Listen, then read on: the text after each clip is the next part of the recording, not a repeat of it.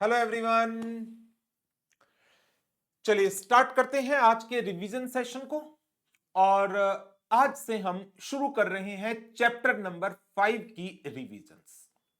Chapter number 5 जिसका नाम है audit of items of financial statement, जिसे हम 3 to 4 कैटेगरीज में डिवाइड कर सकते हैं। सबसे पहले बात करेंगे असर्शंस की, thereafter balance sheet items, assets and liabilities की audit, thereafter PNL items, income and expenses की ऑडिट, एंड लास्ट में कुछ मिसलेनियस टॉपिक्स जिसमें disclosure requirements of certain financial items as per the requirements of schedule 3 and additional disclosures, उनकी चर्चा करेंगे। तो चलिए स्टार्ट करेंगे सबसे पहले टॉपिक के साथ, that is assertions. A very important topic, concept point of view से बहुत बहुत इंपॉर्टेंट है। मल्टीपल चॉइस में इसका क्वेश्चन डेफिनेटली आप एक्सपेक्ट कर सकते हैं। असर्शंस होती क्या है? That is to assert something, किसी चीज को असर्ट करना, रिप्रेजेंट करना। मैनेजमेंट बैलेंस शीट में असेट्स लायबिलिटीज के कुछ फिगर्स को लिखकर, कुछ डिस्क्लोजर्स को देकर कुछ चीजें रिप्रेजेंट कर रही हैं, जिनके बेसिस पर ऑडिटर आइडेंटिफाई करता है क्या फिनेंशियल स्टेटमेंट्स में कोई पोटेंशियल मिस स्टेटमेंट के चांसेस हैं। सो मीनिंग ऑफ असर्शन क्या है? These are the representations by whom? By the management that are embedded in the financial statements used by the auditor to consider different types of potential misstatements that may occur. तो management की representation in relation to financial statement items जो auditor use कर रहा है to consider the different types of potential misstatements that may occur in the financial statements. जैसे बहुत सारे examples हैं इन असर्शंस के। कंप्लीटनेस, मैनेजमेंट फाइनेंशियल स्टेटमेंट्स को बनाकर क्या ये शो करती है कि हमने सारी ट्रांजैक्शंस को रिकॉर्ड किया है, there is no error of omission, कुछ भी ओमिटेड नहीं है। यस, तो एक रिप्रेजेंटेशन है मैनेजमेंट की completeness. Second, cut off, transactions of one financial year are to be separated from the transactions of another financial year। एक कट ऑफ डेट है, बैलेंस शीट डेट है, रिपोर्टिंग डेट है। उस date पर आपने transactions को classify किया कि ये ट्रांजैक्शन करंट फाइनेंशियल ईयर को बिलोंग करती है या नेक्स्ट फाइनेंशियल ईयर को बिलोंग करती है। तो कट ऑफ रिप्रेजेंट करता है that transactions of one year are being separated from the transactions of another year. Existence, balance sheet date पर जो असेट्स और लायबिलिटीज दिखाए गए हैं whether they actually exist. Occurrence, ये रेवेन्यू ट्रांजैक्शंस के रेफरेंस में आ जाता है जो ड्यूरिंग द ईयर अकर होती है, स्टेटमेंट ऑफ पीएनएल का पार्ट बनती है। Whether the transactions that are been represented in the financial statement whether they actually occurred during the year। ऐसा तो नहीं है without occurrence of the transaction किसी फेक ट्रांजैक्शन को, डमी ट्रांजैक्शंस को बुक्स ऑफ अकाउंट का पार्ट बनाया गया है। So existence in relation is in relation to assets and liabilities, whereas occurrence in a relation to revenue, income and revenue expenses. But जरूरी नहीं है कि ये रेवेन्यू इनकम के लिए ही आएगा। आपने कोई asset during the year purchase किया है तो बेशक वो ईयर एंड पर बैलेंस शीट का पार्ट बनेगा, बट ये ट्रांजैक्शंस ड्यूरिंग द ईयर हुई है तो आपको चेक करना है whether this transaction actually occurred और नॉट। वैल्यूएशन, ईयर एंड पर असेट्स और लायबिलिटीज की valuation. Measurement, it is in a relation to the transaction that occurred during the year। Initial recognition, जब एक ट्रांजैक्शन हो रही है तो उसकी इनिशियल मेजरमेंट। फॉर एग्जाम्पल, आप एक इन्वेंट्री को खरीदते हैं, at the time when you purchase the inventory it is to be measured at its cost, लेकिन एट द ईयर एंड जो क्लोजिंग स्टॉक बचा हुआ है it is to be valued at cost और NRV whichever is lower.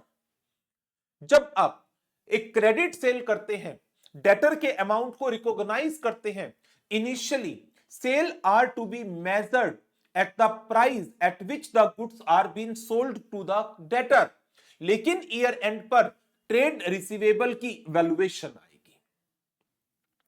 Rights and obligation, all the rights to be shown as the assets and all the obligation belonging to an entity to be shown as the liabilities, and last one, presentation and the disclosure, that all the financial statement items are appropriately presented and disclosed in the financial statements.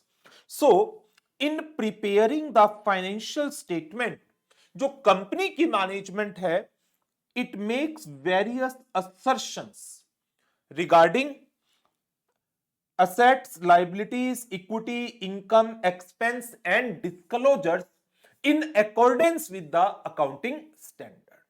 सो आपको सबसे पहले तो representation का meaning, assertion का meaning याद रखना है।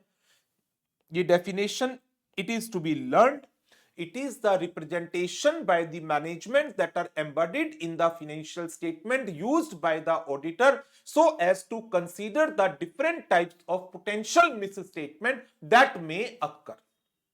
Examples: completeness, cutoff, right and obligation, valuation, measurement, existence, occurrence, presentation, disclosure, etc. एक एग्जांपल है, जैसे मान लीजिए बैलेंस शीट के अंदर आपने मैनेजमेंट ने एक बिल्डिंग शो की जिसका अमाउंट दिखाया गया 50 लाख का।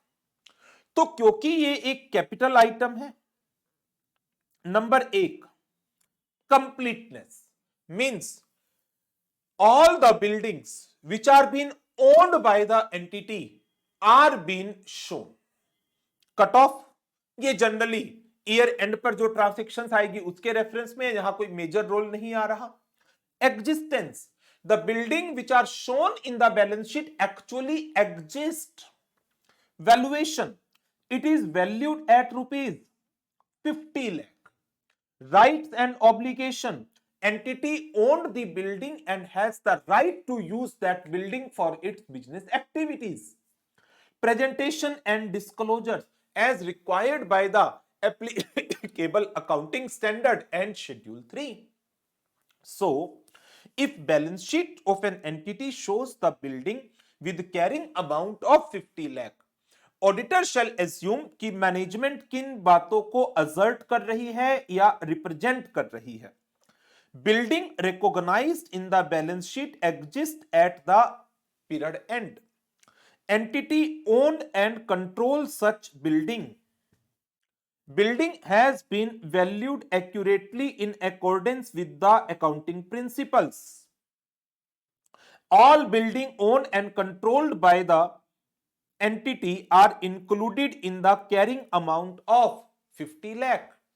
तो completeness, valuation, right and obligation, existence. So management is asserting that we own the building, we have the right to use the building, the value of the building is 50 lakh, all buildings owned by us are included within this figure and these building actually exist. तो auditor in सब चीजों को check करता है, क्या building exist करती हैं, क्या building it is been owned by the entity, whether all the building that are owned by the entity are included, are being considered, whether the value of the building as at the year end is ₹50 lakh. These are the things that auditor needs to examine. Assertions used in income statement, फिर बात करेंगे assertions used in balance sheet. Income statement में assertion आएगी occurrence, transactions that are recognized in the income statement actually occurred and related to the entity. For example sales, purchases, revenue, expenses, telephone का bill, electricity की payment, advertisement expenditure, discounts etcetera. इसी के opposite balance sheet के अंदर occurrence की जगह आती है existence. Asset, liability and equity balance they exist at the period end. Thereafter completeness, वो इनकम स्टेटमेंट में भी आएगी एंड बैलेंस शीट के अंदर भी आएगी।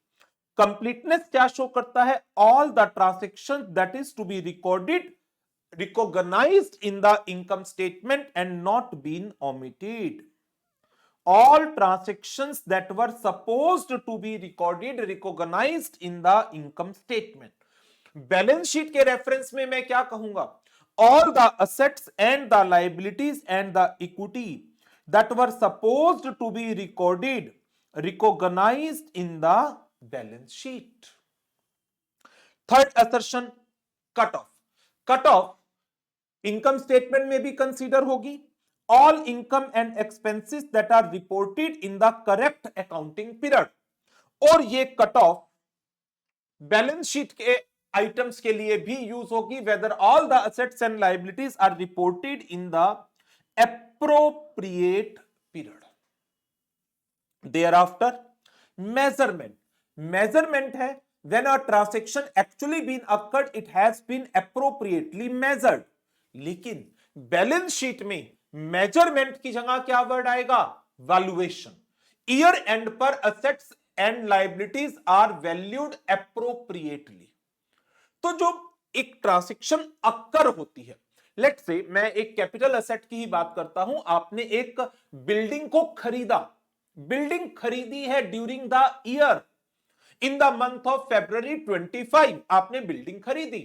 तो eight the time when you by the building आपने कितना अमाउंट सेलर को दिया, कितना अमाउंट गवर्नमेंट को दिया एज द रजिस्ट्रेशन चार्ज, कितना अमाउंट आपने ब्रोकर को दिया एज ए कमीशन, ये सब इनिशियल लेवल पर मेजर होगा और आपकी बुक्स ऑफ अकाउंट में रिकॉर्ड होगा। बट ईयर एंड पर जितना प्रोपोर्शनेट डेप्रिसिएशन है या इंपेयरमेंट का लॉस है वो लेस होगा, देयर आफ्टर ईयर एंड पर वैल्यू निकलेगी। So whenever a transaction occur, it is to be measured at its appropriate value considering the requirements of accounting principles and accounting standard, whereas valuation is to be carried out at the year end assets and liabilities based upon the accounting standard and the accounting principles. Measurement. Transactions recorded accurately at the appropriate amount classified and presented fairly in the income statement. But balance sheet में ही क्या आएगा? Valuation आएगी। Asset, liability and equity balances are appropriately valued. That is, amount at which they are recorded are appropriate. There should be no overstatement or understatement. Thereafter, presentation and disclosure, ये balance sheet के लिए भी होगी, P&L के लिए भी होगी। Transactions have been classified and presented fairly in the financial statement. जब मैं इनकम स्टेटमेंट की बात कर रहा हूं तो देखिए मैं क्या वर्ड यूज करता हूं? Transactions.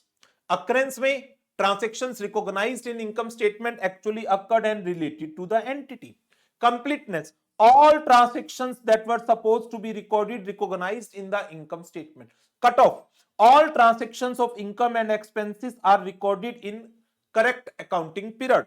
Measurement, transactions are recorded accurately at the appropriate amount. Presentation and disclosure, transactions have been classified and presented fairly in the financial statement. लेकिन जब मैं इन्हीं असर्शंस को बैलेंस शीट आइटम्स के रेफरेंस में use करता हूं, then I use the word asset, equity and liabilities. Existence, asset, liabilities and equity balances exist at the period end. Completeness, all assets, equity and liabilities that were supposed to be recorded have been recognized in the balance sheet. Cut off, all assets and liabilities are reported in appropriate period. Valuation, asset, liabilities and equity balances are being appropriately valued. presentation and disclosure whether the items in the financial statements that are asset, liabilities and equity are properly classified, described and disclosed in the financial statement. इसके अलावा एक और है, और वो क्या है? right and obligation. Entity has the right to own the asset or use the asset owned by it, and the liabilities recognized in the balance sheet represents the obligations of the entity. So देखिए, हमारी P&L account की item है या balance sheet की item है? P&L account की item में आएगी अकरेंस, बैलेंस शीट की आइटम्स में आएगा एग्जिस्टेंस। P&L अकाउंट की आइटम होंगी मेजर्ड, बैलेंस शीट की आइटम्स होंगी ईयर एंड पर वैल्यूएशन। कंप्लीटनेस दोनों जगह होगा, कट ऑफ दोनों जगह होगा, प्रेजेंटेशन एंड डिस्क्लोजर दोनों जगह होगा, और इसके अलावा बैलेंस शीट में राइट एंड ऑब्लिगेशन की असर्शन साथ में एक्स्ट्रा आ जाएगी। सो these are the various assertions, that is representations used by the management embodied in the financial statement, या वो representations जो assert कर रही है मैनेजमेंट, प्रेजेंट कर रही है इन द फाइनेंशियल स्टेटमेंट, जिन्हें ऑडिटर यूज करेगा to find out different types of potential misstatements that may occur.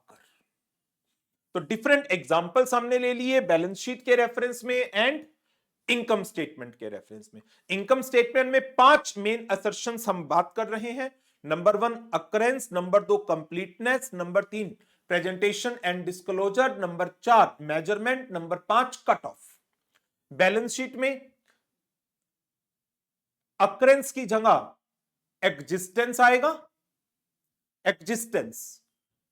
Measurement की जगह वैल्यूएशन आएगा, cut off same, completeness same, presentation and disclosure same, right and obligation एक और आ जाएगी।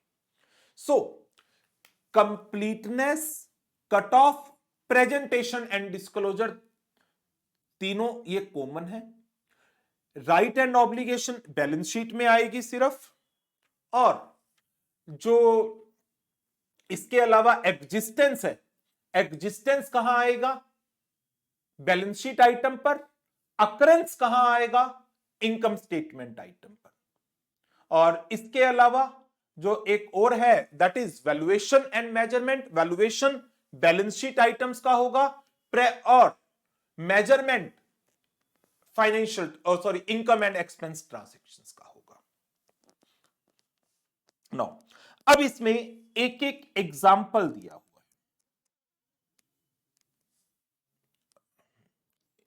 है। एक सेकेंड।